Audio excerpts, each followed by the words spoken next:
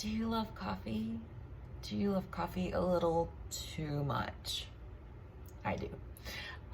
So I can totally relate, and I'm gonna help guide you through detoxing off of coffee. So weaning yourself off of coffee to prepare for the detox. And I tell you this because the first two times that I attempted to do this particular 10-day, which we used to call the shred, or the shed, and I revamped it to support more of the knowledge that I have acquired through many other forms and certifications. So the first two times I did it, they kind of lightly mentioned that you should wean yourself off of coffee beforehand, but they didn't really give us any guidance. So I had to do a lot of research, figure this out myself, find out what worked best for me, and also have some self-compassion.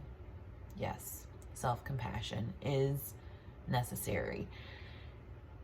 The first two times I got massive headaches, felt sick, only of course did the cleanse for like 3 days, and it put in my emotional bank a little bit of resistance towards doing it again. So then I got a little bit of wisdom, and the third time I did it, I just went with black coffee the whole time. And that one wasn't too bad.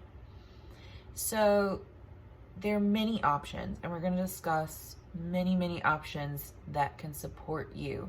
You can do this 10-day cleanse and still have a little bit of coffee.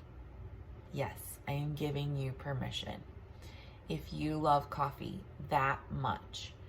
However, if you are, it's no cream, no sugar, no artificial sweeteners, just black. And sometimes that works out well because it gives you just a little bit of oomph.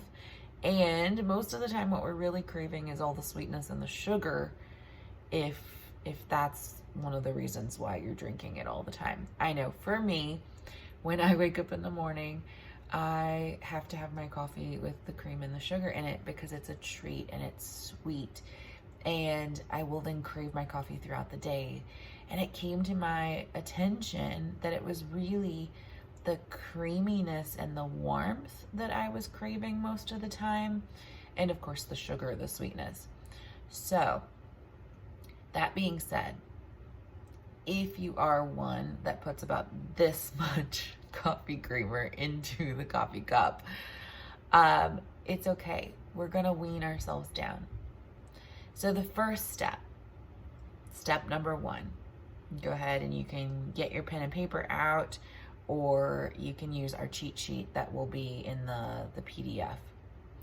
Step number one is that you're going to try to not drink coffee first thing in the morning. You're going to prolong it as long as possible. And at first, it's okay. It might be that you prolonged it for 10, 20 minutes and that's as far as you got. And that's still progress. Self-compassion. Be gentle with yourself. Habits are strong, okay? Prolong it as long as you can. I told myself personally, I was like, okay, Izzy, we wake up, we drink coffee, let's wait till 10 o'clock. So I did that. And then the next day I was like, okay, we're gonna wait till 2 o'clock. 2 o'clock is when most of us tend to have that big crash. And so I was like, okay, I can do this. I can wait till 2 o'clock. And I would get antsy. Oh my gosh, I would be like, going over to the coffee pot, trying to make coffee. I'm like, no. And then talking to myself, that's okay. It's okay. And if you're having a hard time, then say, okay, well, I'm going to have it, but there's no cream and sugar going in it. All right. So this is your tip number one. Prolong it as long as possible. Of course, there's just the option of not putting all the cream and sugar in it.